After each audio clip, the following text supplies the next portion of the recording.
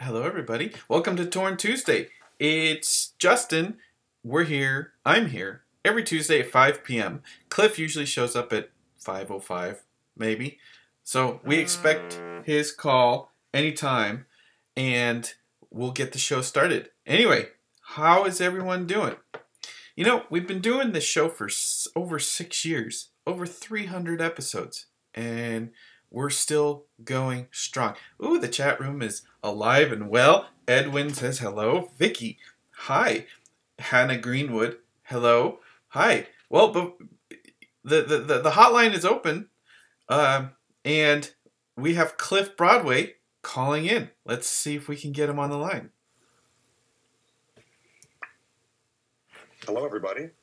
Hello, good sir. I hear a Cliff Broadway. Do you guys hear a Cliff Broadway? Should we bring in his video, or should we just let him be the voice of the fell voice on the air? Finally, I get to be the floating voice of God.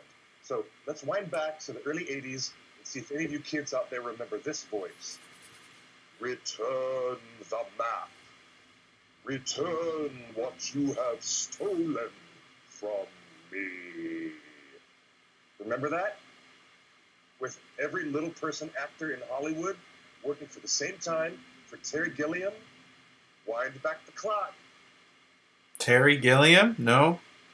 Terry Gilliam directing Time Bandits. Time Bandits?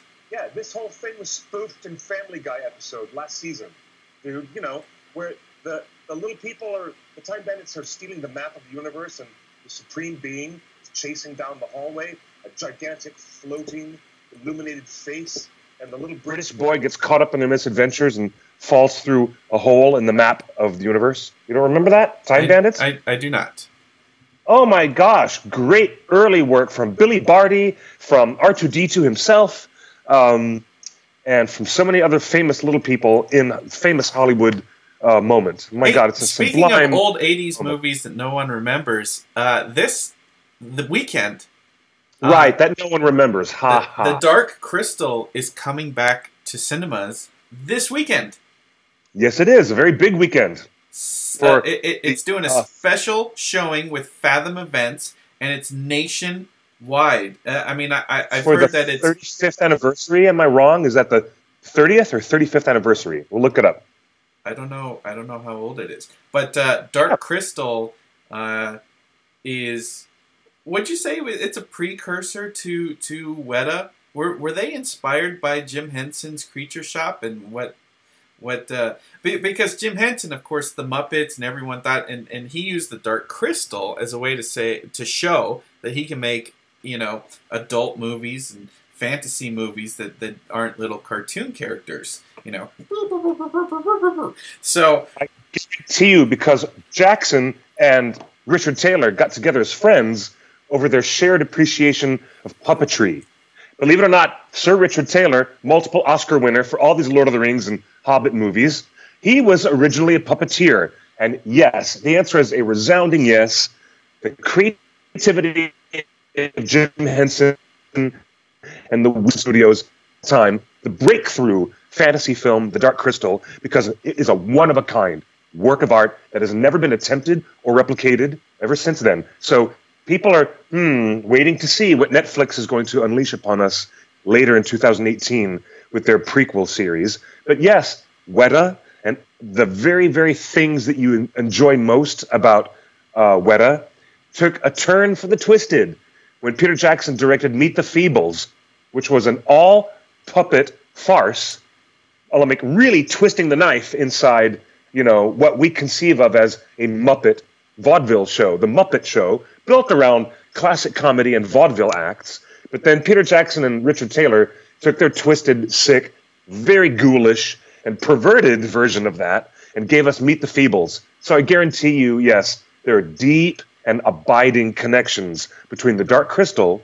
and its perceived grotesqueries and the things that Weta wanted to dream up, and eventually what would become Creatures in Middle-earth. The connections of their imaginative work go all the way back to what we see Henson doing in The Dark Crystal. Guaranteed, the dots are connected. And there's more dots being connected every day because there is a Weta connection to Dark Crystal now because is there? Tell me. Because there is a collectible board game. There's a board game for the Dark Crystal that's now available, featuring little figures of the Zetsis and all the characters. Like it's a board game. It's pronounced. You're so unfamiliar with this mythology. You're not even allowed to speak about it. Okay, but I know the artists that made all the figures, that designed all the figures and designed all the board games and did all the artwork for the official Dark Crystal board game. It's Weta Workshop's artists, including Johnny Fraser Allen, who was one of the first guys hired on The Hobbit, who worked with Guillermo del Toro through his Hobbit, and then worked through Peter Jackson's Hobbit. So a couple of the Weta Workshop senior artists are the ones that worked on the Dark Crystal board game, and so that's really exciting that it's happening. You know, like and there's a new Netflix series coming out for the Dark Crystal. It is called The Dark Crystal: the subtitle Age of Resistance. Perhaps a bit of political flavor for the very first time from our world seeping into the title, but maybe not into the work itself. That has yet to be seen. Yes, I'm very excited. Hey, Cliff, has there ever been a collectible series like Sideshow Collectibles or Weta from Dark Crystal? I don't believe there have been any licensed Dark Crystal figures from Sideshow or Gentle Giant or any of those famous producers of beautiful sculptures and stone things. Huh. No, have not. Wouldn't it be great if they did? Wouldn't it be really awesome if they did? Hey, yes. Today I wanted to talk about collectibles because, you know, we've had some of the best work of any toy line from was related to Lord of the Rings. Basically, yes. You know, whether it's officially licensed jewelry from Badali Jewelry or it's officially licensed movie figures from Sideshow Collectibles or it's movie prop replicas from Weta Workshop. Gentle Giant has done Lord of the Rings. So I wanted to talk about collectibles and whether we think they're going to go up in value now that Amazon is going to do their own take on Lord of the Rings, and probably there will be a whole different line of Lord of the Rings related merchandise. Does that set the new stuff apart from the old stuff because it's a new studio and it's someone totally new? I think we might be prematurely speculating on this question. All those designs of the toys and the merchandise, which are going to be a big lucrative concern for everyone involved, granted, but we don't even know yet if Weta is going to come back with the producers of this show and create design uniformity to anything that exists with the designs and buildings and the armor and weapons that they've already shown us in this world. You know how distinct their designs are for the elven cultures versus the dwarven cultures? Now, if the showrunners working on this Amazon production decide that they do, for any reason, want to keep design uniformity, then if Thranduil shows up, the toys and the merchandise won't be different. If Lee Pace comes back to play Thranduil again, or any of these other things, they'll just be similar designs, but all the new characters and new places will be fleshed out and will be part of the story as new items they can create merchandise for. But I wonder, I'm still curious, as are all of us, what kind of a design departure they're going to make on this new show. And that is what's at stake for the toys and the merchandising as a secondary concern, really. What do you think, Justin? What do you think is the likelihood that there's going to be a think tank of people brought together to do pre-work on this show and before they even get showrunners involved, which hasn't been announced yet, and there's been no press release or any news that we at theonering.net have yet heard of from Amazon about what they plan to do. So since it's all wild speculation, I'm going to ask you, what do you think is the real likelihood, Justin, that this new production will seek to have some uniformity with existing intellectual property under Warner Brothers banner that they've created. Well, I don't think that's the question that can be answered right now.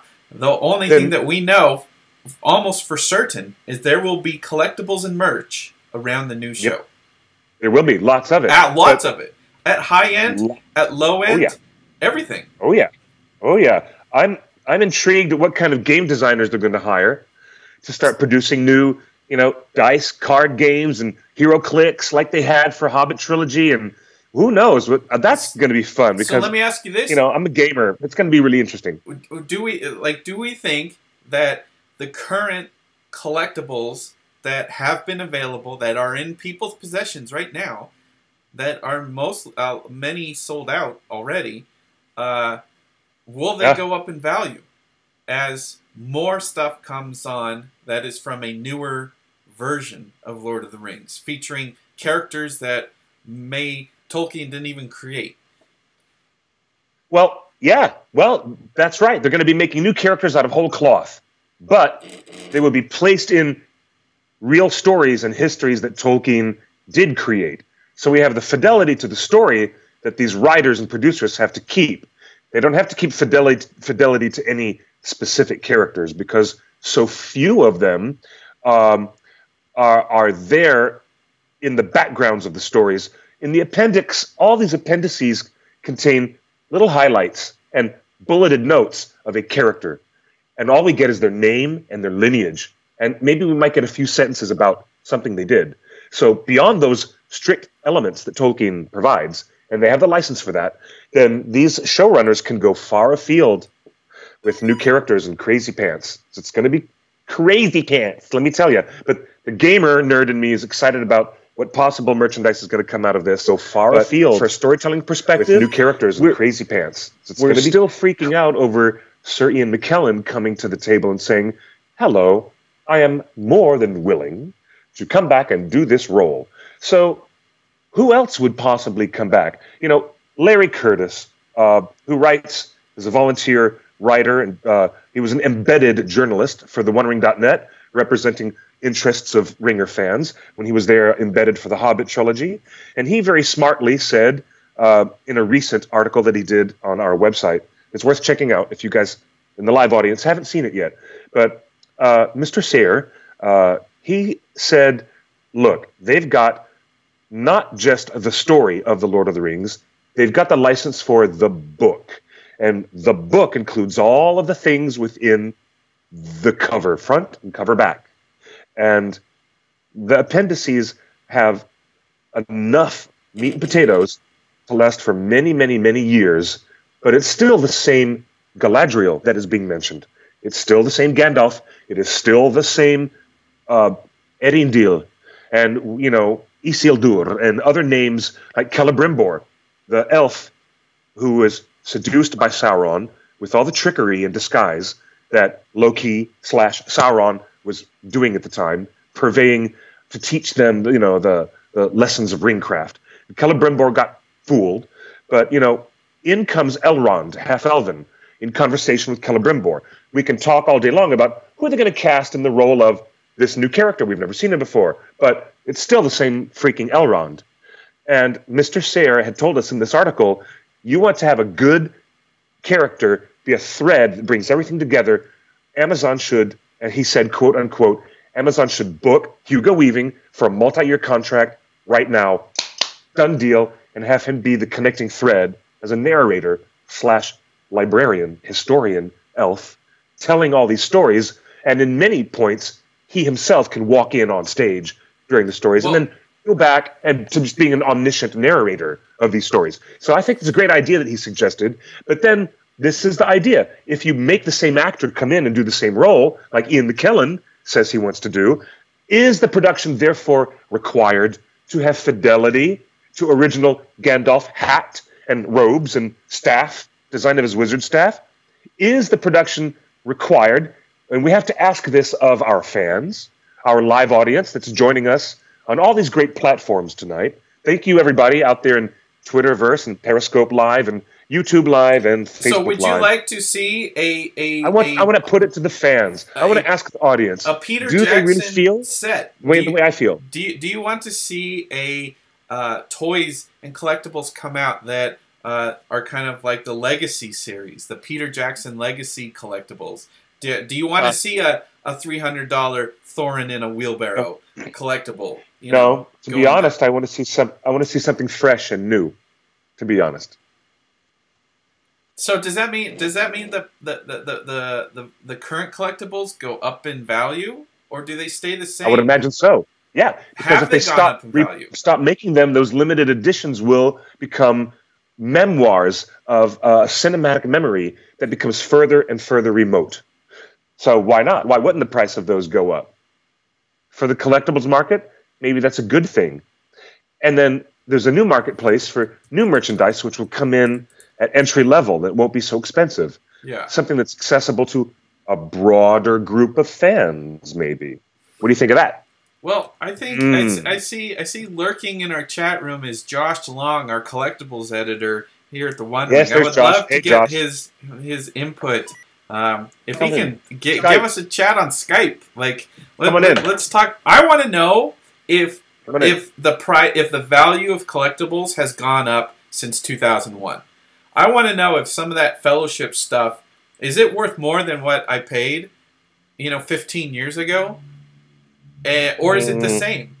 Is there a market for this type of stuff? Makes me wonder. Makes me wonder because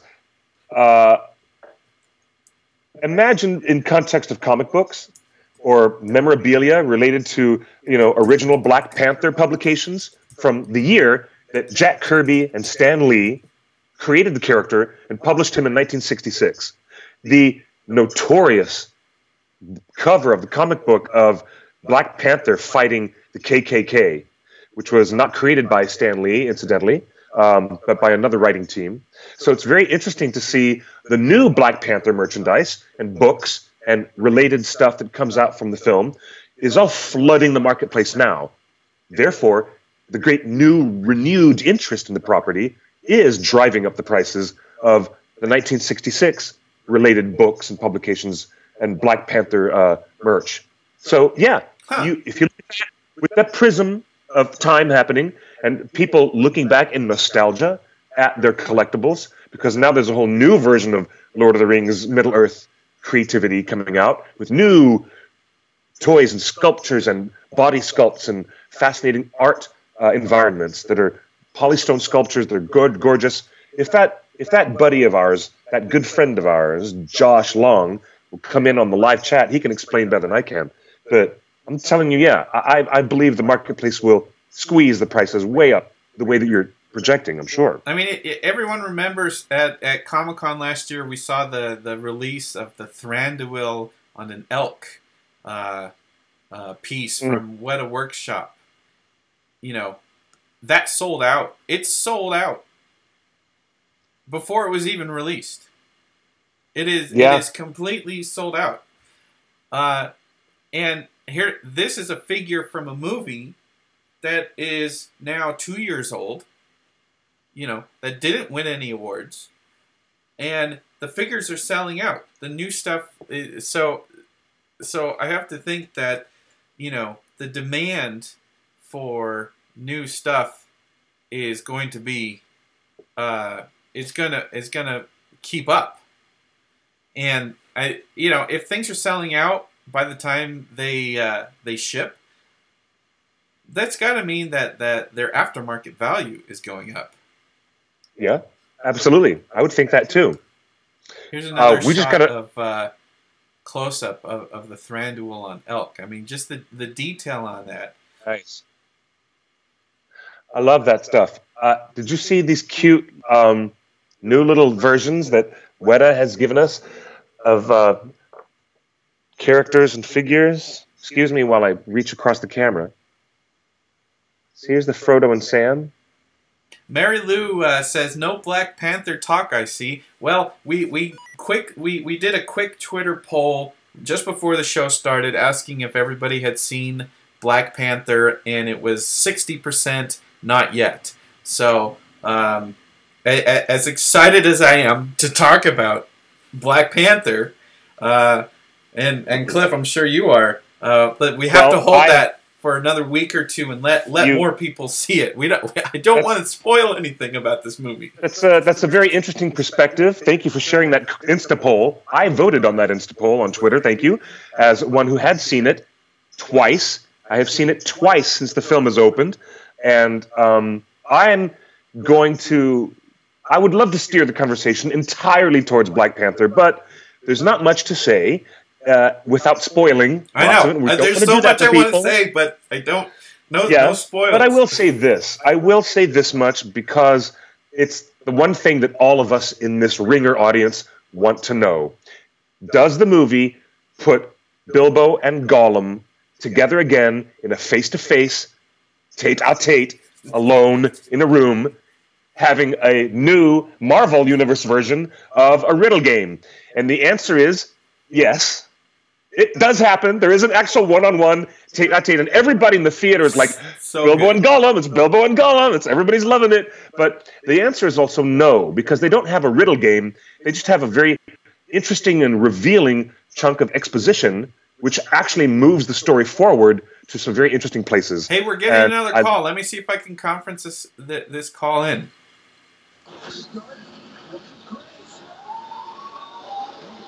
Hello, who's calling? It's Josh. What's up? Hey, how's it going?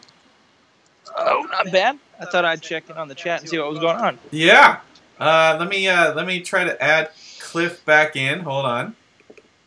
Great, I screwed the whole show up. You didn't screw anything up. We're just pretending we know what we're doing with Skype. Well, I think this is only like the second or third time I've even ever tried to use it before. Well, hey there. How you doing, Josh? What's up?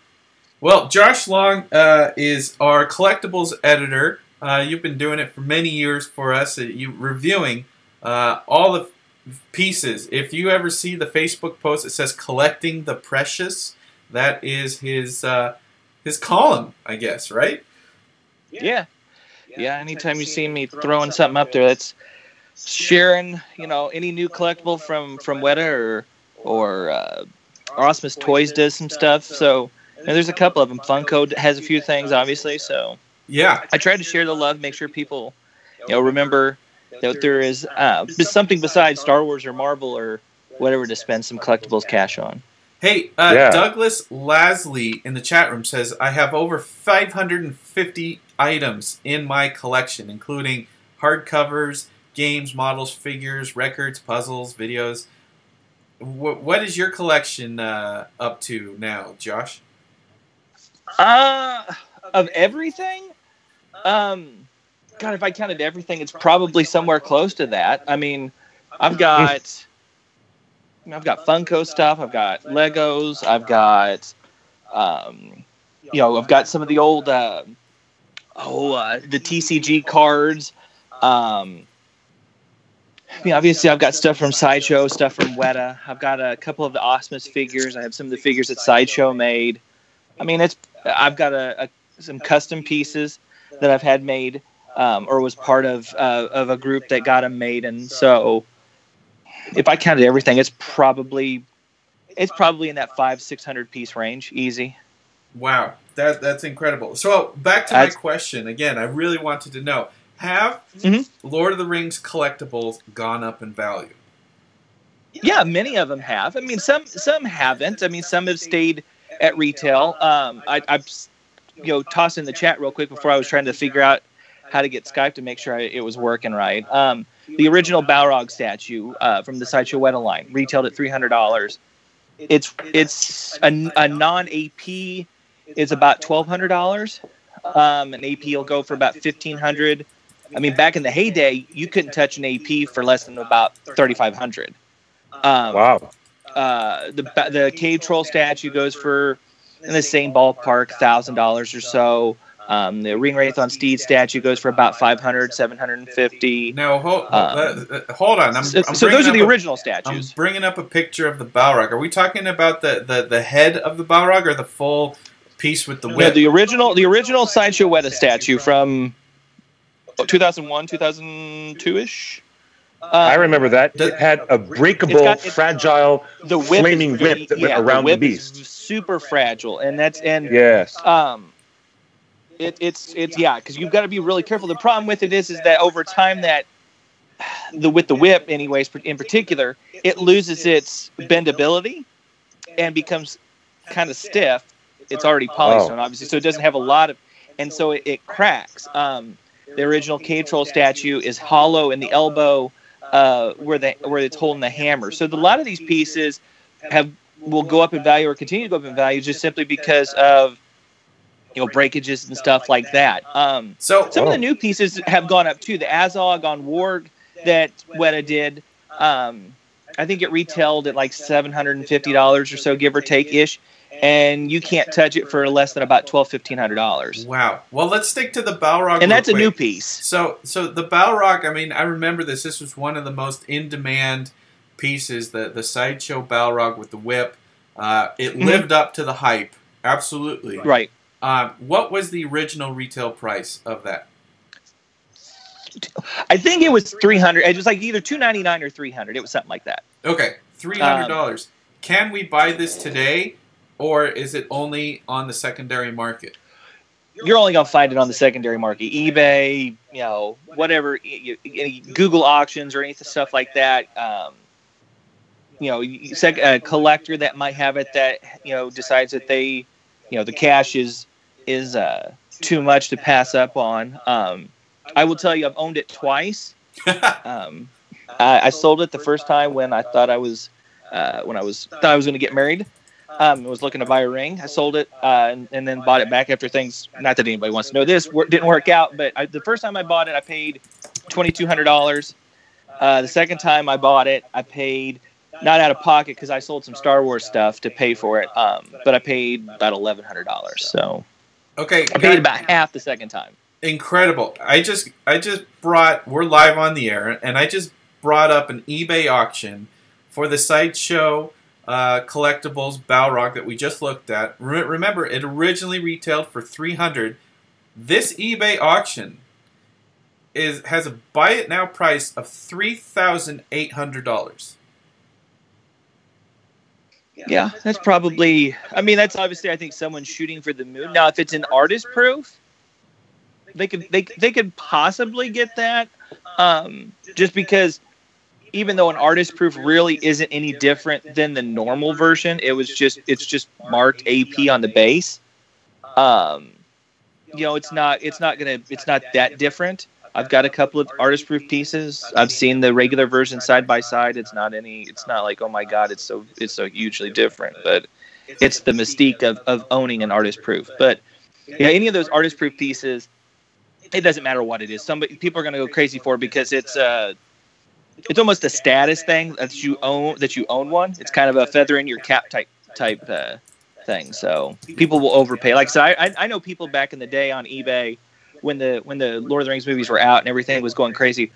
I saw it sell for $5,000. Now, whether or not that person ever actually paid the $5,000, mind you, because I mean it is eBay. Wow. But paid. I saw him sell for $5,000. I would watch him just for the giggles of it, if nothing else, because $5,000 is a lot of money. So now the other big figure from the Fellowship was the Sideshow Collectibles Cave Troll. Is that correct?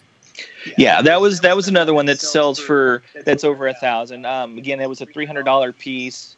And you remember too, at the time when those came out, things started off a little slow with those statues and with the line. So. And then it kind of took off with the Two Towers release, and that kind of really propelled things. But they were limited. There were a lot of pieces early in the line that were open editions. And so you had situations where, because they did sell slow, some of those were closed early. But an open edition gives collectors the concept that it's going to stay open forever, or there's a lot of pieces produced. Now these were limited. And so again, it sold for It started out at $300 and. It's roughly, like I said, I've seen it as cheap as $700 or $800, but I've seen it sell for as much as about $1,200 or so. Yeah. So it kind of just depends on what auction you catch in. Is the auction mislabeled? Did somebody misspell something? Did they mislist it? what time of day, what time of night did they list it. I mean, it sounds crazy, and I don't mean to take over the whole show going into the ins and outs of all of that, but those things really matter if you're looking for a deal or the secondary value of what one of these collectibles. Yeah, we just brought up an eBay auction list of the Sideshow Cave Troll, and it's $1,200, $1,300, $2,000. Mm-hmm. Chris Parada's in the chat room saying, if you recall, we had one for the Oscar party. Mm-hmm. Cliff, talk about that. I want to add Josh right back into the conversation because you can commandeer this conversation as much as you want, Josh. We love hearing you, brother. Let's add another layer of thought to this. What happens to those that are autographed by the movie's stars who played the roles of creatures or the persons? If somebody has an Ian McKellen autographed Gandalf, remember the one, Justin, that we took with us on the journey across America? Yeah. Remember that? What if we had one that was autographed by Ian? Does that change it on the secondary market? It can. I mean, autographs are kind of a funny thing. It depends on what the item is, who autographed it, where's it autographed, all those kinds of little details. It generally will increase the value, especially if it's somebody that's known, like an Ian McKellen, Viggo Mortensen. Those guys are going to increase the value because they're known commodities. Sylvester McCoy was in Kansas City here a couple years ago, 3 years ago, and I took my Radagast statue and had him sign the base. In theory, it probably would increase it some, especially if I targeted it to somebody who likes Sylvester McCoy, who was a Doctor Who fan, liked The Hobbit, those kinds of things. If I found, in general, it might not add a ton to it, but it'll probably add some. Hey. I've got one of the dwarf statues that's autographed. Probably not going to add a ton of value to it because, the dwarves, most of the dwarf actors outside of a couple aren't known names until they get their next big role, and until they land something. To be honest with you, it's one of those. It's William Kirchner, who we know, and everything, and people in the small circle know. But if he goes and does something on TV or gets in a movie and it takes off, boom, then it has value. Ian McKellen, goodness, that guy's been around forever. He's well known forever. He's an amazing individual. There's a lot of positive things with that name. So he's going to fetch more on it just simply because of all the positives that are attached to it. If you have an autograph of somebody, whether or not it's a movie actor, or it's an athlete or something, and they go out and do something really stupid, sometimes you'd be lucky to give the piece away, no matter if their name's autographed on it or not. That's true. Hey, Pete in the chat room says... Oh, you know what? Shucks, I just lost all that value on my Harvey Weinstein polystone sculpture. I just lost all my value on that collectible. Boy. Hey, Pete in the chat room says he won it's a good Aragorn statue at the first Ringers Take Manhattan party. Is there a chance that Aragorn figure might already have increased in value? And it's autographed by him and everything? I don't think it's autographed. I think it was a giveaway at Ringers Take Manhattan. This must have been five years ago, maybe? The thing is with any piece that's kind of an odd piece, like maybe that might be, those kind of things sometimes actually can take off and have crazy value because of the oddity nature of them. Those little quirky pieces sometimes do that. I think with any collectible, it's kind of like baseball cards and basketball cards and football. There's always price guides that you can find that actually will give you a quote unquote value.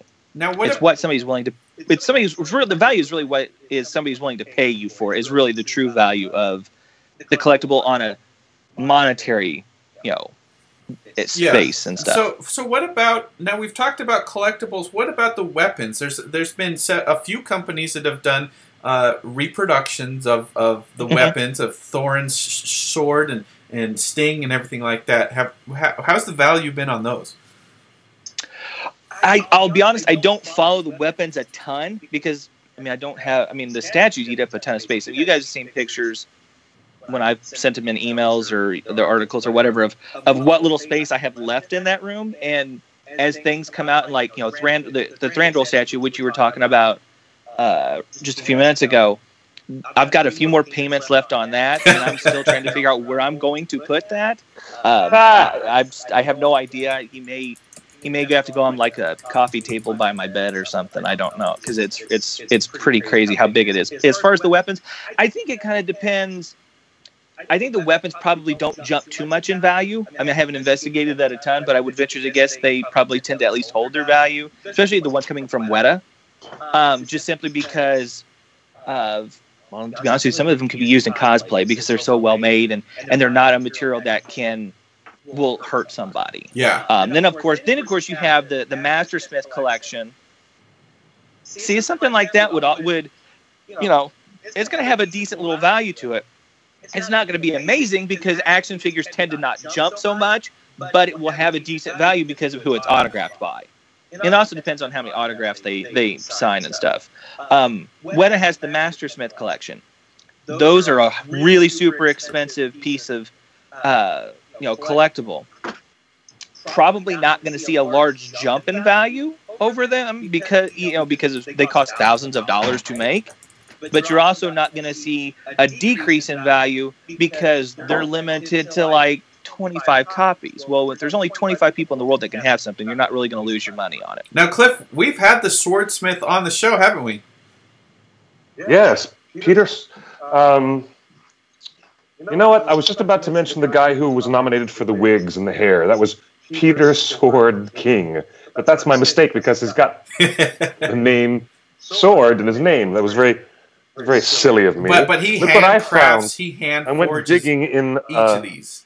I went digging and I found something really cool. Check this out, guys. Remember these?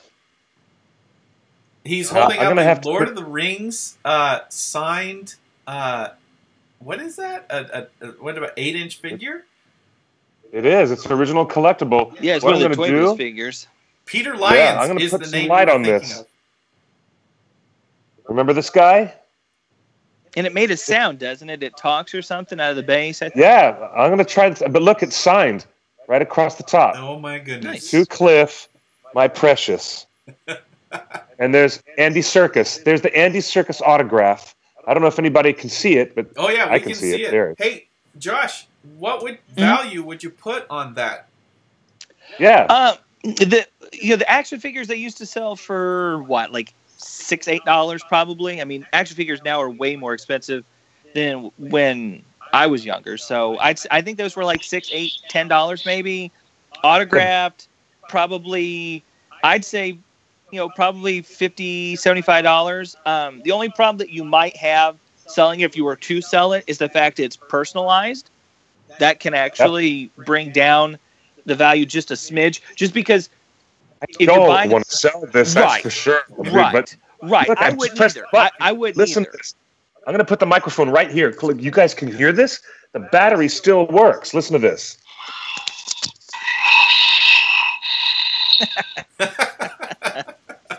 Nice. Can you believe that? It's like, this is amazing to me. I'm sorry to interrupt, Josh, but no, you're fine. Yeah, this is like awesome. This is a piece of glory, and that's my mother's glory box. Get your dirty boots off. Now, right? The thing about the figure, actually, one of the things that, besides the autograph, that would make it valuable is the fact it's still in the box.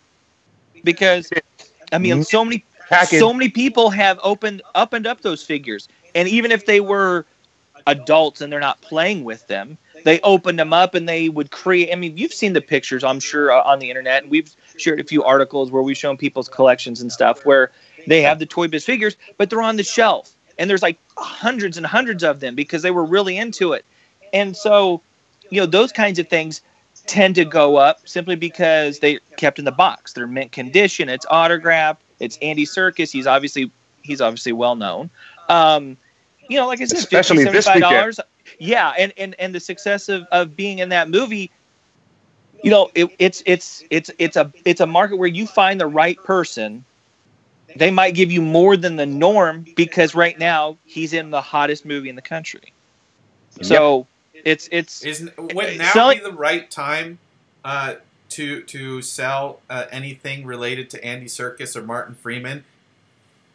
Yeah, absolutely. I mean, you want to if their name is, it's just like I said a minute ago. If they do something messed up, the value drops. I mean, it's kind of like the stock market in the sense of, hey, when their name is good, things are great. If their name drops or they go out of kind of the limelight where they're not seen for a while, Or the if they value diddle tends to little drop. Kids, like, Yeah, or they do very inappropriate things. You might as well. You could probably use it for kindling wood. That might keep you warm or Hey. something. But I've got a stack of James Franco action figures in the back lot, and I use them for kindling. yeah, or you could use them for 4th of July targets if you decided to buy some fireworks and have a good time Oh, or my something. I mean, goodness. it's always hey, we've talked a lot about Lord of the Rings, the first trilogy. Let's talk about the Azog on a warg figure. Now that was from Weta Workshop, correct? right. That was when obviously the Hobbit movies were coming out, and Weta had was getting back all the Middle Earth 1/6 stuff. I mean, they obviously had the Hobbit stuff to begin with, but in that time period, they were getting Lord of the Rings 1/6 back as well. How much did it originally retail for, the Azog on a warg? Like $750-ish, give or take, 800, something like that. And it's like doubled in value. It's like $1,500. Well, let's go to eBay right now. We're live on the air, and I found an auction for $1,999.99. That seems I mean, I would look at completed auctions. I'd be curious to see because I haven't looked for a while, but that seems about in the ballpark. I mean, I've seen a couple sell for a little over $2,000. Okay. But usually in that 12 to 1,500. I mean, like I said, if you get people into a bidding war, you're going to run into people just going back and forth. I mean, we've all bought stuff on eBay and all probably gotten caught up in a bidding war or two that we shouldn't have. And sometimes that if you're selling something like that has a demand on it, that obviously that works out for you in the positive, but. Yep. How about it worked out for me one time when I was selling Magic the Gathering cards. I had a couple of particularly rare cards, and I sold one single foil card for $65, and I was overjoyed to get that money for a card. Oh yeah, those cards, especially those foil ones. I mean, it's like special edition baseball and basketball and football cards and stuff like that, and they'll go more just because someone thinks, oh my God, it's just so much better. I mean, I did it with some of the Lord of the Rings TCG stuff. I've got a few foil ones that I went and bought, and I know I overpaid really for what they're worth, but I did it just because it was like, oh, that's really neat. So, hey, what about this? I found an auction for a Weta Legolas Greenleaf Hobbit figure. He's kind of like 1 foot on a rock, and he's what did that originally go for?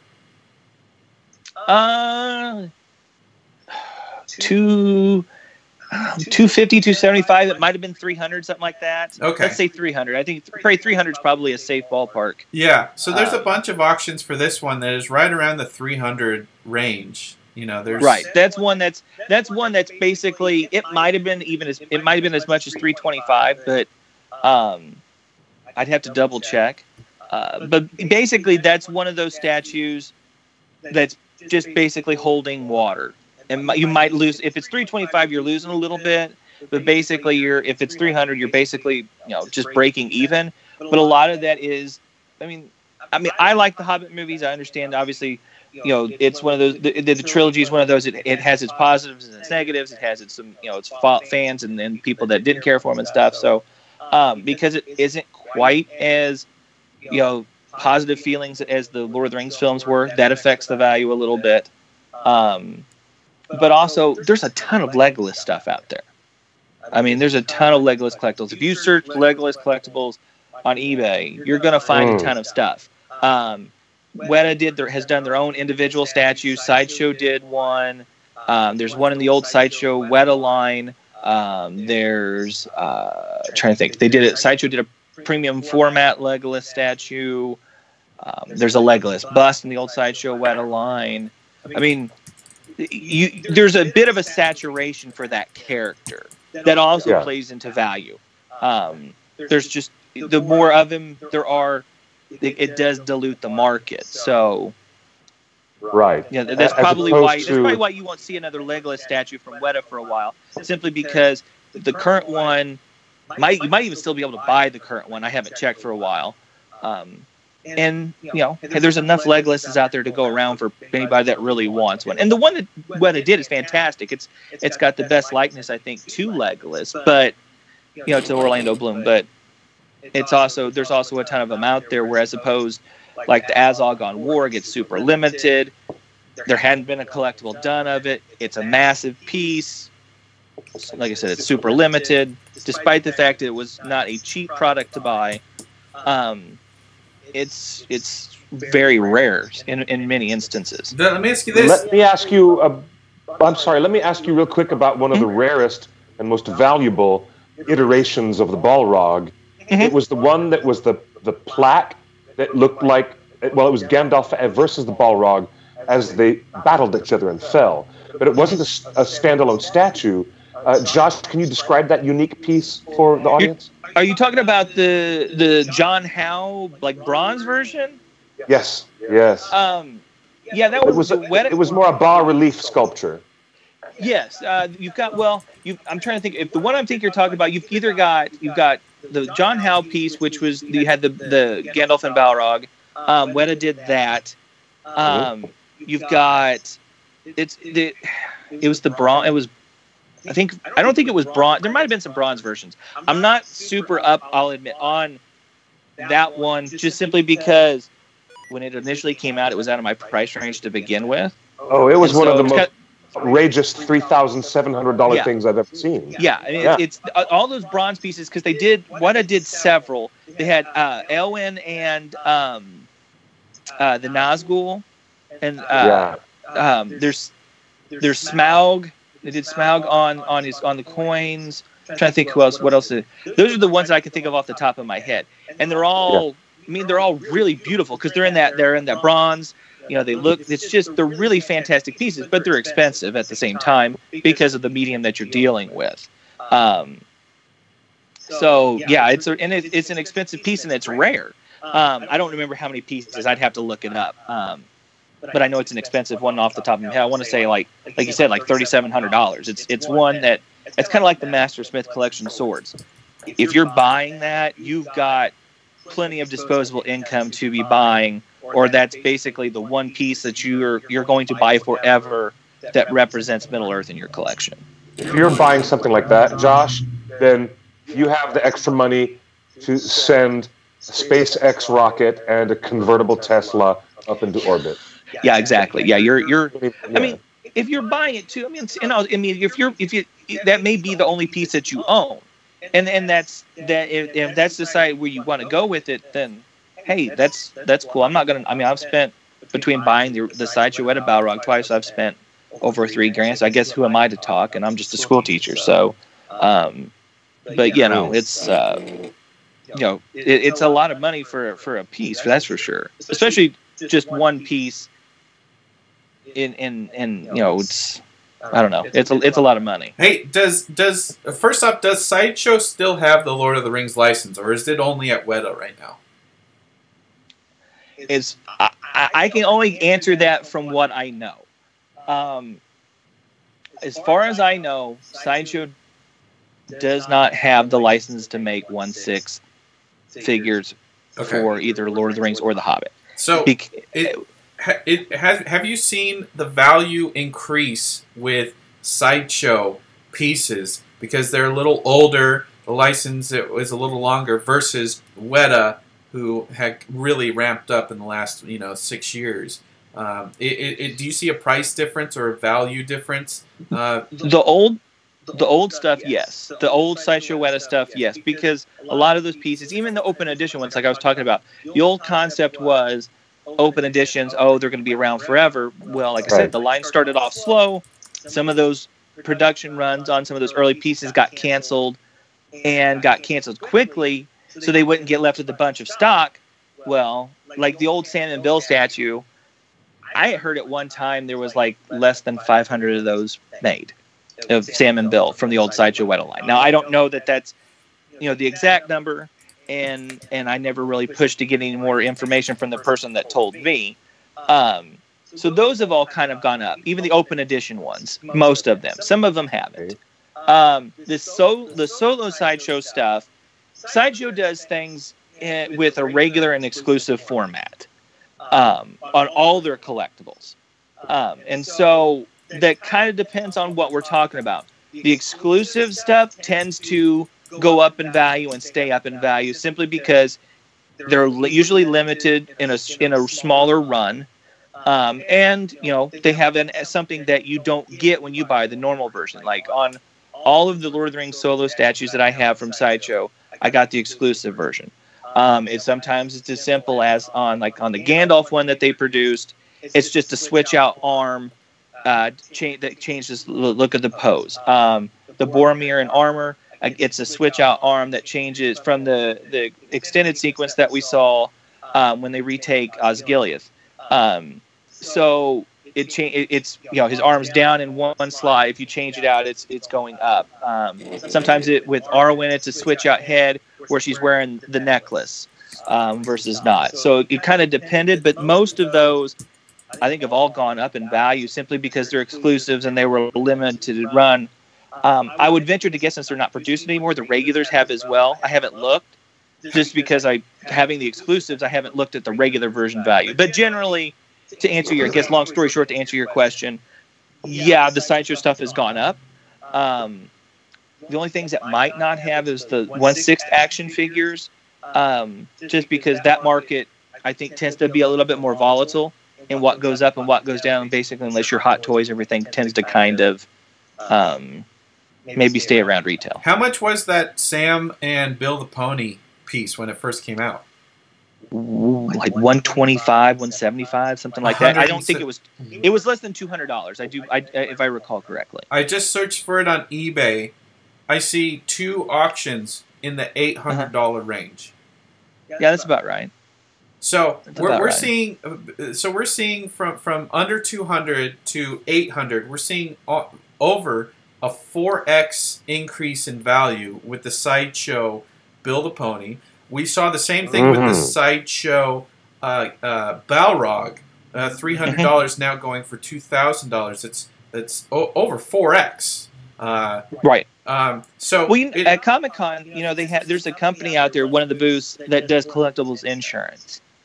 And I really need to do that. My dad's been on. You guys have met my dad, and he's really been on me to. He's been really on me to get it because of all the money that I put into him. And they're worth more. Oh, absolutely. My collection, at least the pieces that I put in, there is an auction tracker website out there that you can find, Spaceman's Auction Tracker or something, and you can kind of build your collection and get an idea of roughly what the value is. It's not always as up to date, so I won't like really pimp it out there and say it's amazing, because sometimes they're a little behind. But I did it after we got back from Comic-Con last year. And I really need to finish the process with them. My collection's worth over $32,000. Wow, that's incredible. Hey, a question from the chat room. I mean, I don't say that to pound my chest or anything, but just to give you an idea of when you build a bunch of pieces, what it can turn out to. I mean, look, if you're buying them for $200 or $300, and now they're worth $1,500 or $2,000. I mean, that's what happens. Hey. What about those Gentle Giant figures? Stefan asks in the chat room. Gentle Giant, the problem with Gentle Giant with some of this stuff was the likenesses were a little rough. They were well made. I mean, they look nice, but some of the likenesses would come out a little on the rough side. Like the Dwalin bust that they did for the Hobbit, the mold squished the face together a little bit, so the nose looks kind of wonky. They probably mostly hold their value or a little bit less. I haven't really inspected Gentle Giant a ton. The one that I would guarantee you probably is above the value when it went out was they did a Goblin King with Scribe, and it was like 100 pieces or something like that. I'd have to look at mine downstairs. I don't remember off the top of my head. But you got them in a 2-pack, but you had to buy it from Gentle Giant themselves. And that one is above retail, the last I checked anyways. And so they're kind of depends on the piece. Their Sauron, I think, might do okay. But a lot of it too is I know a couple of people that work at Gentle Giant, and they're nice people, and I love them to death and everything. But as a company, if it's not Marvel or Star Wars, they're kind of quick to dump it, and they did that both with Lord of the Rings and The Hobbit. They, as soon as the kind of the flames that fired everybody up kind of started to die down, they dumped them real quick. So yeah. Now, they tend not to hold their value just because some of the collectors that I know don't think real highly of how they did them, so they don't want to even want to go back and track down the stuff because they didn't treat the fan base very well. So I see. There's that element. And and that also does matter, especially in a fan base like with Lord of the Rings and The Hobbit and Middle Earth in general, is because there's not a ton of collectibles out there for us where if you want our money, you got to treat us right. And especially when you're asking the price that collectibles cost now. I mean, I've got my Sildor statue from Weta supposed to ship this or charge and ship this week. And that's like $400. I don't mind giving you that. One, it was limited. Two, it looks absolutely fantastic. And three, Weta's amazing to work with and stuff like that. They're just really good people. They're always willing to listen to the fans and listen to someone like me and stuff like that. So it's always, I don't mind giving you my money when you treat me right. So the fan base in general is like that. So it sounds like Gentle Giant kind of has maintained its value. There's only maybe one or two pieces that have appreciated. What about the Noble collection? Those are the problem with those kind of items is they kind of really are mass produced or were mass produced in general. I have I have several of their letter openers, and they were really good to work with when they were putting stuff out too. By the way, they were definitely willing to post stuff and send stuff for review and do that kind of thing. How much so they were their letter openers? Like $25, something like that. I mean, it wasn't much, and they're metal. I mean, you could poke somebody's eye out legit with one of those things. I love them. They're absolutely fantastic. Okay. If you can find them, they still have them on their website for retail. You can track them down on eBay. There's still, I guarantee you, sites out there that probably still have some around. They're really cool. And the thing is, what I like to do with them, they come in a really nice box, and you can put them with your statues and kind of create scenes and images and stuff like that. They're absolutely fantastic pieces, and they're not expensive at all. Well, some of them have gone up because they were they might not have produced Uber's amount. And I mean, let's face it, Lord of the Rings it's been a while since those movies were in the theaters originally. I mean, Return of the King is 15 years this December, is that right? Yeah. So you're talking about a film that's 15 years old. That's a while in the collectibles world. I'm looking at an eBay auction for a Gandalf staff, pen, and paper bookmark by the Noble Collection for $300. That's possible. I mean, it depends on. I mean, they may have done a special edition or not produced a ton of And the thing is with some of those things too that they produce, some people buy them because they wanted to be able to write and use a Gandalf pen every single day. Well, those things wear and tear and break down over time. So therefore, there becomes less and less of them out there in the world that are in good condition. I mean, that all factors into value. If especially if that's something you're thinking about, because I mean, as a collector, you do have to think about that a little bit. In that, what happens if I have a health scare? What happens if something like that, and I need to sell my stuff?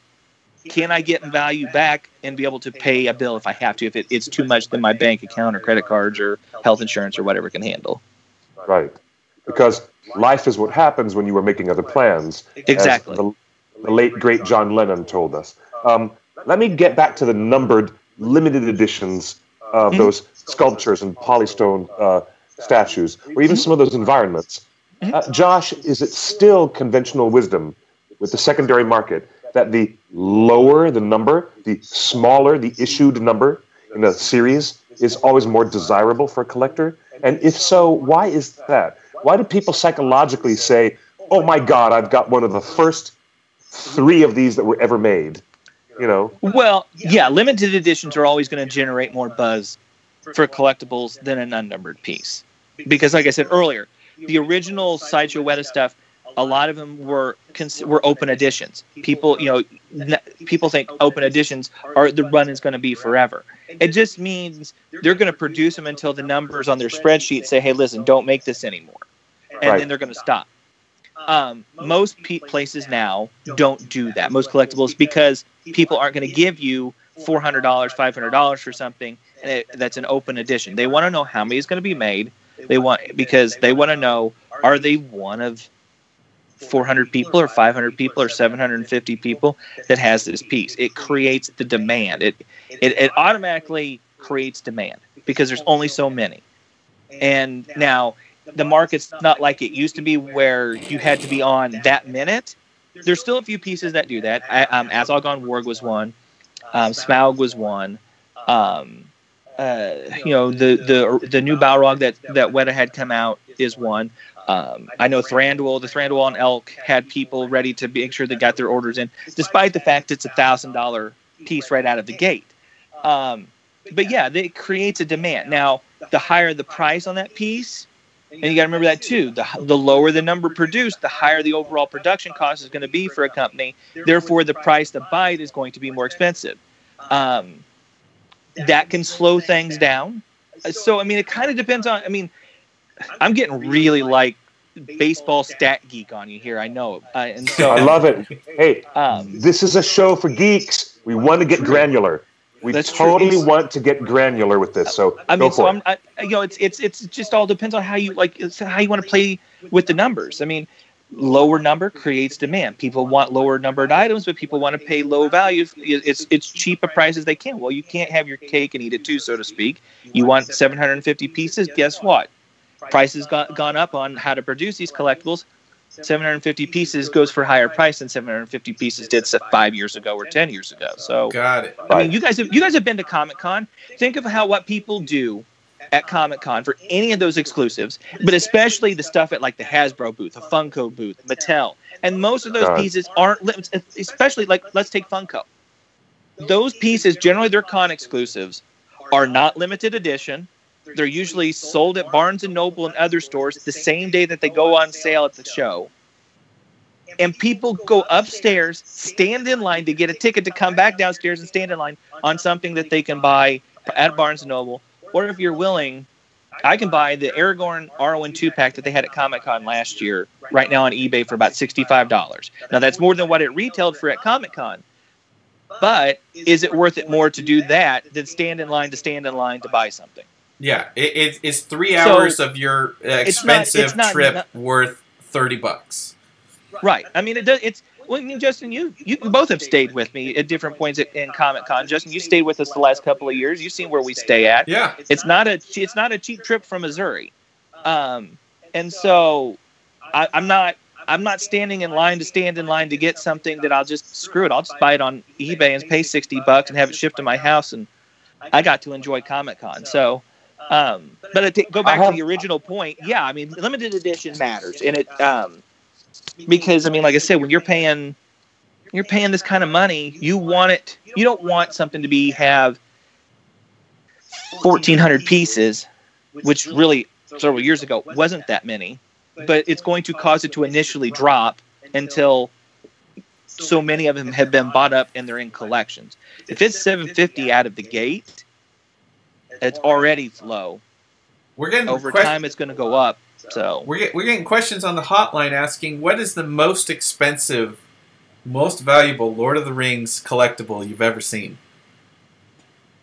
That I've ever seen? Yeah. Weta's had a couple of those bronze pieces there before. So that would be one. They always have the Master Swordsmith collections stuff, and those are like $5,000 or something for those swords. Now they're amazing. I'm not knocking them. Please, that's not a cheap price. Normal collectible stuff. If you walk around Comic-Con, you'll see all kinds of expensive stuff. But as far as Lord of the Rings or Hobbit stuff, Azog on Warg, like I said, was like $750 out of the gate. Thranduil is $1,000. None of them are cheap anymore. Even the smaller pieces from Weta, the sitting pieces, are 125. That's what a full 1/6 scale statue used to be, when the old Sideshow Weta stuff was coming out. So that tells you, but the quality has gone up. The paint has gone up. The detailing has gone up. The money that these Chinese workers are in these factories are getting paid has gone up. All these things have changed over the last 15 years. Well, you're not paying $125 for a 6-scale statue anymore. It's just not happening. Yeah. Not unless it's broke. Maybe if you find one broke, you pay $125 for it. But you're not paying one for a legit one. I've just eBayed searched for the Weta bronze Smaug. Guess how much they're going for on eBay?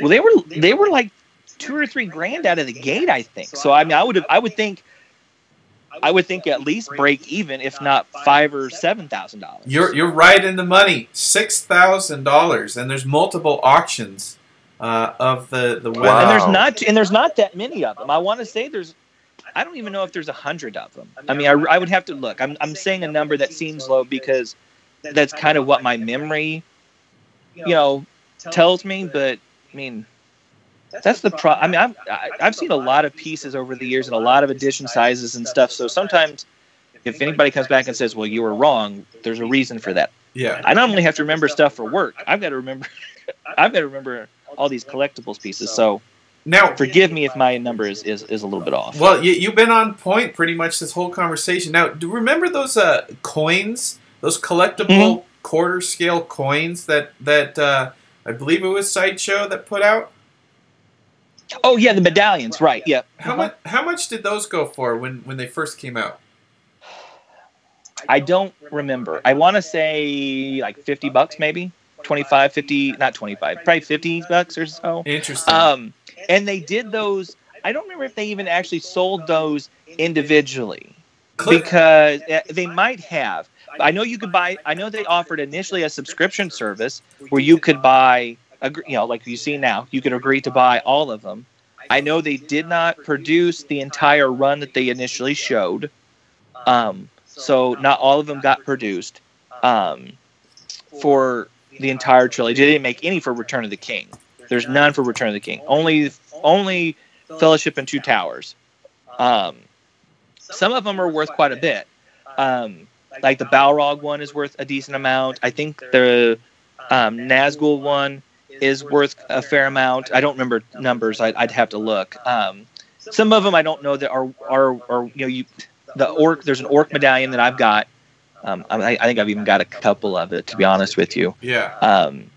Cliff, do you remember? I think you probably can get it for next to, I won't say next to nothing, but at least retail. Cliff, I believe we gave away some of those medallions at our early Oscar parties. I seem to remember. We did. There was one in every gift bag. Worth repeating, because all the attendees who were coming to the Oscar party, they knew they would be hobnobbing with Oscar winners, and they knew they'd have the best food. We had the best caterers. We had the best live stage show. We had Emerald Rose performing. And at the end of the night, we surprised every guest with this goodie baggins. Nice. A goodie baggins that they left with. Josh, do you remember any of these? I remember seeing pictures of them. I mean, I wasn't at the party, but I've seen pictures of the bags and stuff and what was in them and everything. And those medallions. We caused a huge seismic shift in the collectibles marketplace that very night by the very fact of us distributing that many extra medallions out to the fan audience.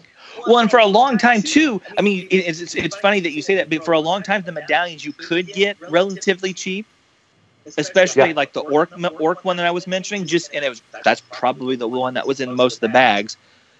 It was kind of everywhere. I mean, Sideshow, I remember, was giving it away all the time. And I don't know, it might be unnumbered. I'd have to look at mine.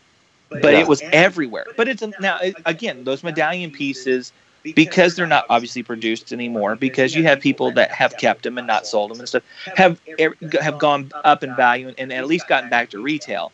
But some of them have jumped out of the gate and were expensive, like I said, like the Balrog and the Nazgul, and I think maybe the Cave Troll one is another one that is really expensive because they were limited, or you just can't find them. I know I've searched a long time for the Balrog one, and never been able to track it down because it's always pretty expensive for what they are. And it's kind of one of those, I'm like, I can put money towards this, or I can, put money towards a full scale statue. And it's like, so the statue wins out over the medallion. But yeah, there you go. Hey, great story in the chat room.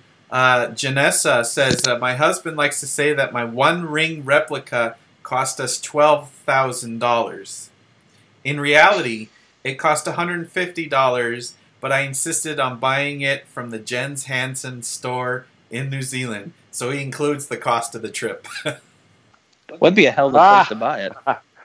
Yeah, to really go all the way to Middle Earth to get a real ring of power. That's how you do it. Hey, I'd love to go to New Zealand, obviously for many reasons, but I'd love to go to the Weta Cave and be able to walk around and see the stuff there and see it, some of those pieces in person. That'd be fantastic. So I'm jealous that they got to go down there and see that kind of stuff. Yeah. Hey, for people just joining us again, we're talking about the collectibles of Lord of the Rings and whether they go up in value or not from all the different licensees. The number you see in the screen over there says 8F. That's our special caller of the night, Josh Long, who's our collectibles editor. He posts under Collecting the Precious on a regular basis. Because there's that many collectibles constantly coming out. Oh yeah, and the thing is what Weta has done this past year since Comic-Con is a little different than what they've done in years past. It used to be like they'd announce everything at Comic-Con, and then it would kind of go quiet. You'd see several articles from me during Comic-Con and maybe afterwards, and then obviously sporadic reviews and stuff like that when I would get something. But this year, they decided, they showed this few pieces that they had at Comic-Con, Thranduil, Mouth of Sauron, the little vinyl figures, trying to think what else. Grond was there. What else? The War Troll. So they had several. They had like these little vinyl figures. Those right there. Well, those are the Funko Pops. No, the Funko. Oh yeah. The mini epics. There. I can the Weta created mini epics. I did see these in a display case at the Weta booth for some reason. They may have a deal with Funko then. They were similar to that, but they weren't those figures. Yeah. Oh no, they were different. Okay. Yeah, the mini epics are a little bit larger. And they are very different designs. They're more distinct. Yes. I remember those. Yeah. So they had all those new pieces there, which seems like a lot of pieces, but it's less than normal. And what they've done is they've stretched out things over the course of the rest of the year. I mean, I was getting ready to get out of my car and go into a movie, and I was checking my email real quick, and I had an email from Weta saying, "Oh, hey, by the way, we got something new getting ready to come out." And I'm like, "Oh, crap." So I knew when I got out of the movie and got home, I needed to write something up. So it's like it's like that all the time. Every week there's something. It seems like there's something new, which I'm not complaining about by any means. It's better than sitting and not having anything. So I'll be, type stuff up till the cows come home type thing. But do you have any ideas what could be announced this year from Weta? Well, one of the pieces I would have picked, they just announced with the Aelmir on Steed. I mean, that's been a piece that we've talked about doing, or wanting to see done, I should say, since the Two Towers came out. So it's it's 16 years. It's the first time anybody from Rohan's been done on a horse. You have the horse people, and this is the first time. So that's amazing. That would have been one of my top guesses. So that kind of shoots that one out. I'd like to see. I think you could see something like Denethor sitting on the little steward's throne, holding the broken horn. I think that's a possibility. I think you'll see potentially Arwen and Frodo on the horse running from the Nazgul. I think that's a possibility. I think you could see maybe Pippin hasn't been done in his clothes from Fellowship of the Ring. I think that's a possibility. Do you think there's a demand for these? I mean, with Lord of the Rings coming out from Amazon, do you think there will be an increased demand in these, or do you think it's just like limited 300 pieces? It absolutely creates demand. on the Lord of the Rings stuff, whether or not it's the new or the old stuff, because it makes it relevant in the minds of people whose attention spans, not to knock anybody, but some people have attention spans that are like that long. Now, It makes it relevant for them. And so maybe a little bit shorter. I don't know. It depends on the person, I suppose. Now, what would you consider the newly announced vinyl collection of the Fellowship of the Ring soundtrack with red vinyl 5-disc? Would you consider that a collector's edition, like keep it sealed up, or is it something so limited and so valuable that it wouldn't lose much value if you still played with it? Have they set a price on the vinyl? See, I haven't seen it. See, I would buy that. I would pay for that. I don't even own a record player that plays vinyls, and I would buy it. So we're all in that position now, Joshua. We've got to find ourselves investing in a home sound system and a turntable system now. Yeah, we've all got to do that. I remember having one as a kid because my dad has some vinyls, but that got tossed out years ago. So yeah, gonna have to track one down. But yeah, I think that can be a collectible, especially one because it's a special edition, two if it's limited, and I mean it depends on and even if it's not actually has an actual limited number, it depends on how many people buy it and how long they decide to produce it. It could be one of those things that, and I don't think this will be the case, but it could turn out to be one of those items that they produce, it doesn't sell as well as they think, they stop production at, let's say, 10,000 pieces, made. Well, all of a sudden, 5 years down the road, people are looking for the vinyl Lord of the Rings recordings, can't find them anywhere, and the value shoots up because they can't find them, and there was only one pressing of the vinyl. We're pretty confident in saying that this will be the only pressing of the Fellowship in red vinyl. And right, and so I would venture to a lot will depend on how many they make. I mean, sometimes these companies on these things that are in record stores or in bookstores actually have a number on them. You can, we'll actually have 50,000 were made. That's a lot. That's really not. That's not in the general nature what I would call collectible. If it's 50,000 is a lot of pieces. Yeah, because you're gonna find them. You're gonna find it sitting on the shelf for a long time. Yeah, I think this is records. Be in the records hundreds can be different because there's records that from nobody singers in the the 60s and 70s that are worth a lot of money now because they didn't produce very many of that record. And now all of a sudden everybody wants a record of some random singer or whatever. So obviously this isn't some random singer. Lord of the Rings is only, I'll say it, the best trilogy of all time. I don't care what Star Wars fans say. Sorry, guys. I love Star Wars, but I will argue that all day. It's a special recording. It's the color vinyl. There's a lot of things that make it collectible and potentially very valuable down the road. I don't think anybody would have a problem buying it and then selling it for 2 or 3 times the $120 within a short period of time. They might even be able to do it right away because you might get somebody that thinks, oh God, I can't find it at Best Buy or something. I agree. They're willing to pay crazy money right now. I mean, if you look at Comic-Con exclusives during Comic-Con and within a week to 10 days, those things are going for 3 or 4 times what you paid for them at the show, simply because people want it now. They don't, it's that I've got to have that thing that people get with items. So I would say no matter what, it's going to go up in value. I agree. I agree too. When we talked about it last week, I will be looking to buy it myself. And like I said, I don't even own a record player. We've talked about the Noble Collection and some of the weapons that Weta makes. What about United Cutlery? Have you seen that go up in value? Some of the older swords have, yeah.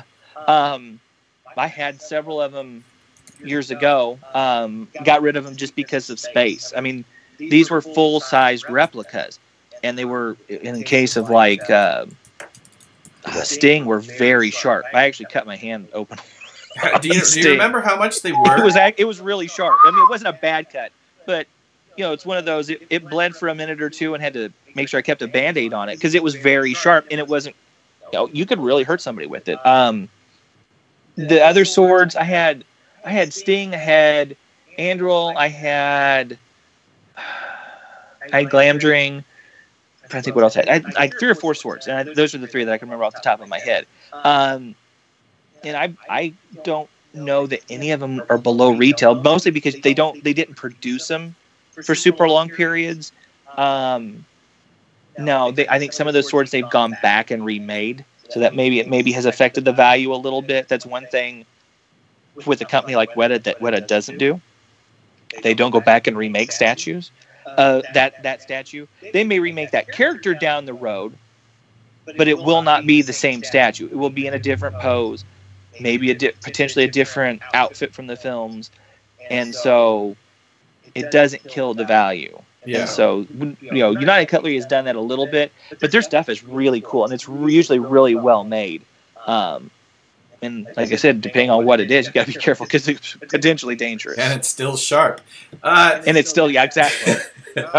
Hey, this has been awesome conversation. Where do people? Obviously, some people sell collectibles because they need the money to buy something, like, whether it's an engagement ring or a down payment on a house or your kid's college. Some people sell their collectibles because they need space. They're out of space, and they need room on the shelf to get the Thranduil on the elk. And so where do people trade, buy, and sell these things? Is it all on eBay and Craigslist?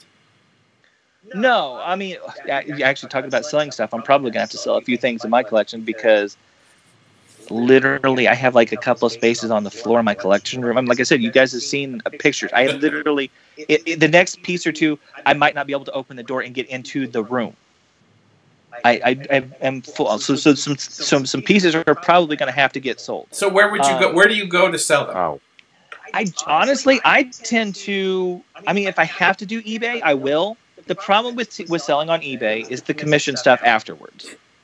I mean, you get that money, you get whatever the final value is, but in 30 days or whatever, they charge you the 10% commission or 20% or whatever it is now, and so there's that hit that comes off the top of it.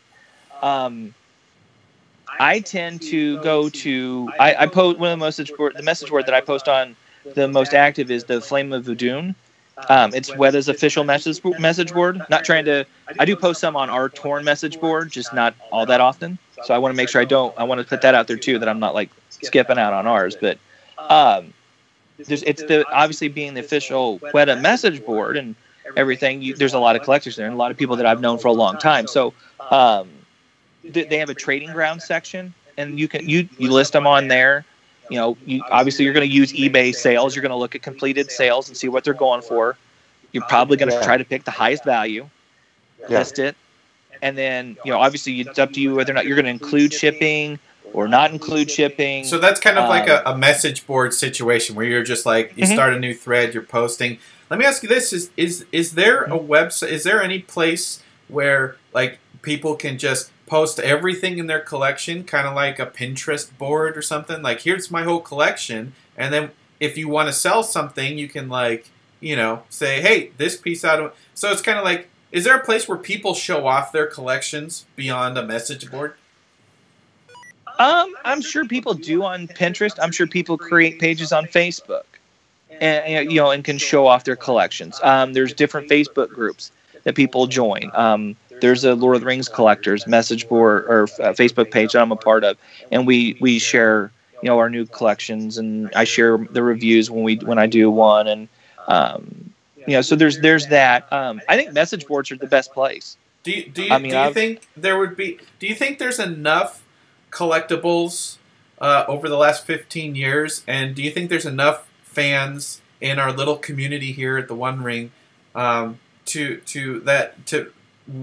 it's worth setting up kind of a collectible community where like people can post pictures of everything that they have, whether it's the swords or the medallions or the Weta or the sideshow pieces? Like, I feel like centralizing it does. No one centralized kind of collections.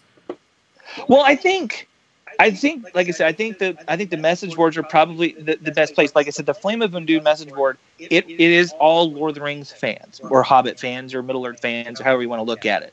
And there is a section for you to create a thread and post your collection and all the stuff that's in it. And people regularly update it.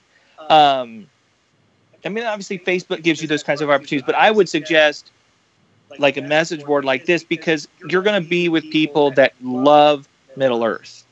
You're not having to deal with, and there are other message boards where it's Star Wars and Marvel sections and stuff like that, and I've been a part of those message boards and have many posts on those message boards, and they're great places. But it's really nice to be with people that are like-minded in this issue, that like this particular topic, that you can share with, that you don't have to worry about some jerk Marvel fan or some jerk Star Wars fan or something coming in and making fun of something that you like because it's not the it thing or whatever. And so I have a thread on there with my collection, and there's some really impressive collections. There's a guy in Malta that's got, his collection is insane, and he's got some beautiful glass shelves. It's really a fantastic setup, and there's several people that have really great collections on this message board, and it's you can go see it all one specific area, and people don't randomly have their collections posted in a thread talking about an individual statue, like, hey, look, this is my collection. There's a section for that, so you have sections where you talk about the individual pieces. You have sections where you talk about non-Lord of the Rings, Middle Earth stuff. Are you 100% Middle Earth collectibles, or is your collection 20% Star Wars?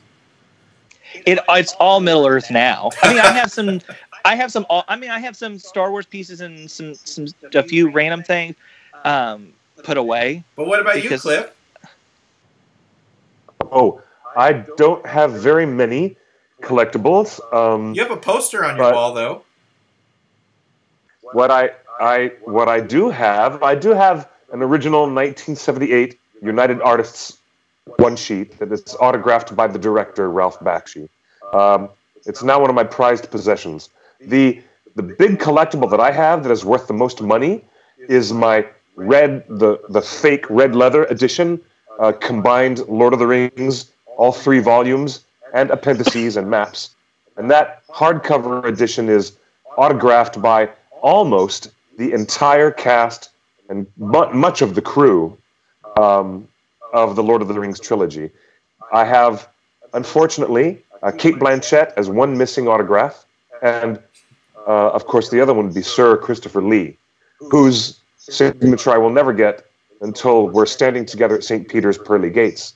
But I have Peter Jackson and every cast member and everybody else on down, including a lot of side characters like Isildur, played by Harry Sinclair, and Sauron himself, played by Sala Baker, and I've got Tanya Roger and Richard Taylor having also autographed it. And it's not that anybody would ever want that thing on the collector's market. It will never end up on the collector's market, ever, until I'm long dead and gone, and somebody wants to auction it to some museum or something. People would want it. People would want it. I guarantee you people would want it. I would want it for that. Really? Matter. Even though everything in it says personal messages to Clifford instead of to Josh? That now, to some fans that would bother. To me, I know you, so that would mean something from that perspective. Okay. But the being the cast and stuff, no, that would be awesome. The thing too about, you talk about being centric with one particular line, the price of the collectibles. If you're gonna focus on, you've got to focus on something. You have to. Yeah. And when the statues are running on, like I said, the Isildur statue is $400. When the normal 6-scale statues are running at $400, as much as I would like to dibble and dabble maybe in a Star Wars piece here or a Marvel piece here, like, oh, I really like that piece, it looks really great. Well, it's that or it's this. There's just not enough funds to go around anymore because everything has gone up. So you kind of have to focus.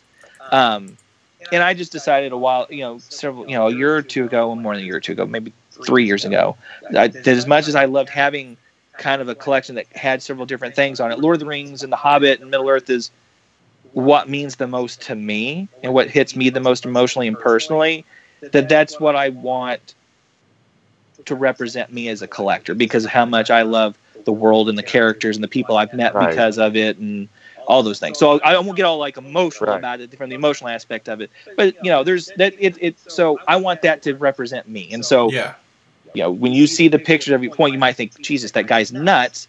But he really likes Lord of the Rings and Hobbit and Middle Earth. So my final question. Believe me, it's all relatable to me. I did a documentary about people who are like you, who are that involved, and I love that. It's a great thing. My final question for both of you. Apologize for it. Do you guys think that no matter whether they go in a new direction or carry on the current Middle Earth legacy, do you think the new series will cause current and past collectibles to go up in value? Cliff. I've already answered that earlier tonight, and yes, yeah, I do, because people will hold on to the nostalgia of their old designs, of their old monsters and creatures and ponies and watchers in the water and all their own little old designs that are going to have value for that reason, that the new ones are going to take over everyone's consciousness. And Josh. So, yes. I do think it will increase the value of the older stuff and the stuff Weta is currently doing, because it's going to create, like I said earlier, it's going to make people aware. I mean, the Mouth of Sauron Steed review that I did, the number of hits that it got, because that got posted right around the same time the Amazon stuff came out. I saw a spike in how quickly it got to certain numbers. For me, it's just one of many random reviewers on YouTube, and it spiked. So I know it's going to create that kind of interest. It'll cause the stuff to go up for all the reasons that Cliff said. It also matters too if the designs and everything look and they similar to what we know. That will help as well.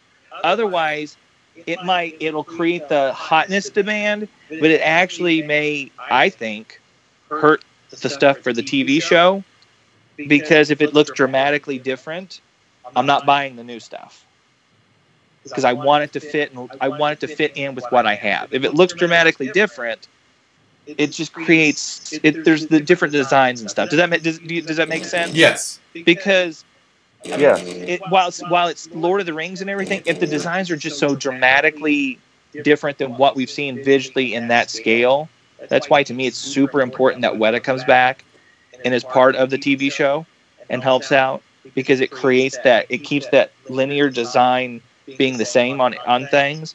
It all fits in.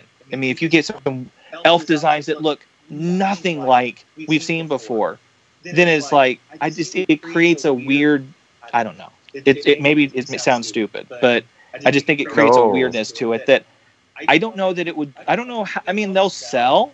I mean, collectibles sell initially because there'll be some hotness. It's like, oh my God, Lord of the Rings is back. As far as on TV or whatever. Over time, I don't know how well they'll sell, because the designs will look dramatically different than what we've seen. Yeah. So it'll feel it won't feel like it's part of the same universe that we've seen from the TV perspective. It's still Middle Earth, and they're still telling those stories, but from a visual perspective and everything, it will feel different. So it will create a different demand. Perhaps that is the most unique insight that we have learned in this entire show tonight, Josh.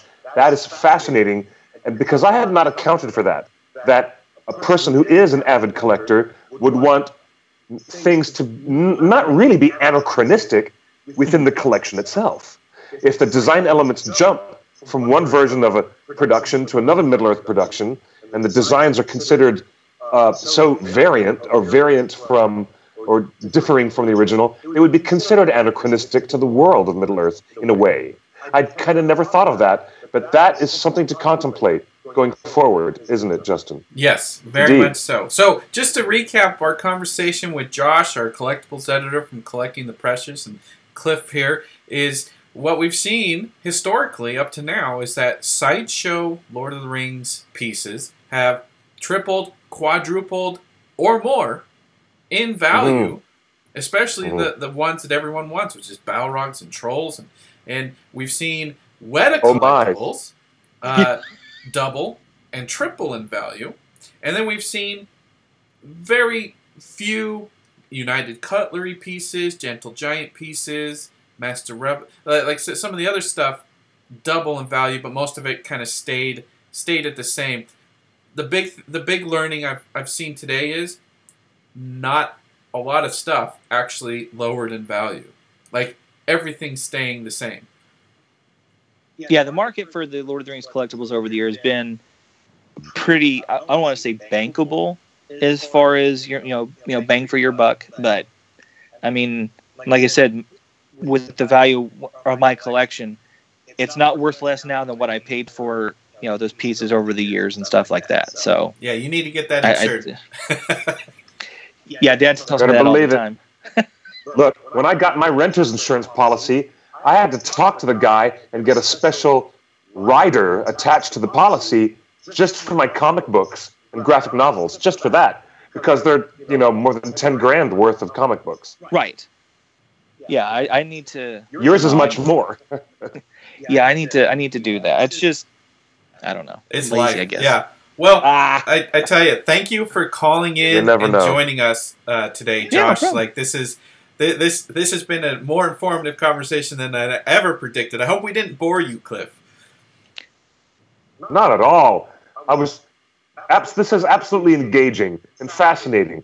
And I remember trying to cover this material back in the early 2000s when the movies were just coming out, and I was making light jokes about, welcome to merchandising hell, and I thought that the most valuable and collectible toy would be a coin bank with a voice chip, and it had Gandalf standing next to the well in Moria, and you could drop your coins and quarters in the well in Moria, and the voice chip would have Ian McKellen say, "Fool of a took," every time you dropped a coin in. Those are the kind of pieces, though, that actually end up having quite a bit of value because they're so off the wall. Yeah. I wanted one of those. I'm surprised that we never got one of those. A talking if you coin bank. If you can find that prototype, that would be worth quite a bit of money, actually. No, I was just dreaming stuff up. I was imagining what merchandise we would get. And that was the one thing that I most missed that we never got was a talking voice chip activated Gandalf. It's not saying, too late. Throw yourself in next time. It's not too late. I think people would buy that right now. Hey, there you go, Internet. There's your next $2 million idea. Someone send me a check. Hey, Cliff, where can people follow you? You guys, check me out on Instagram and on Twitter and on the book face if you want, but more on Twitter and Instagram at QuickBeam, QuickBeam 2000. And Josh, what are some of the collectible Facebook groups that people can search for? You've got Lord of the Rings collectors. I think it's LOTR collectors. There's where it's spelled out Lord of the Rings collectors. You have Weta collectors. You've got if you're into Star Wars, there's Star Wars collectibles groups and stuff. I mean, just type it in if you're on Facebook. Just type in Lord of the Rings collectors. There's several groups out there that fall under that. I mean, there's all kinds of different groups. Some of them are quite large, like thousands of joined. Yeah, there are the one that I participate on and kind of focus on. I think we've got 600 plus members, which really, to be honest with you, is a fair amount considering. Again, Star Wars and that kind of stuff draws. I mean, that'll draw people from everywhere, and it takes a very special individual, I think, to be a fan of Middle Earth because of all the. I think of how special it is and how it's not just bells and whistles and I love Star Wars or Marvel and that kind of stuff, but it's not just bells and whistles. So I think it takes a special kind of fan to be a fan of Middle Earth, and so we're at 600 fans, and it's 600 people, and it's really good people that are involved in this. Like I said, the message board, Flame of Undoon's got several people. I mean, it's 2,000 people or something like that, and it's some of the best collectors I've ever met in person and online. That's awesome. All right. Excellent. Well, we look forward to seeing what happens in the future, and we wait with bated breath what Weta will announce at Comic-Con. We're here every Tuesday, 5 p.m. Pacific for Torn Tuesday. Tune in next week. Same bat time, same bat channel. Bat channel. Bye, guys. Thanks guys, for joining us. Yeah, no problem. Thanks for letting me on. We'll see ya.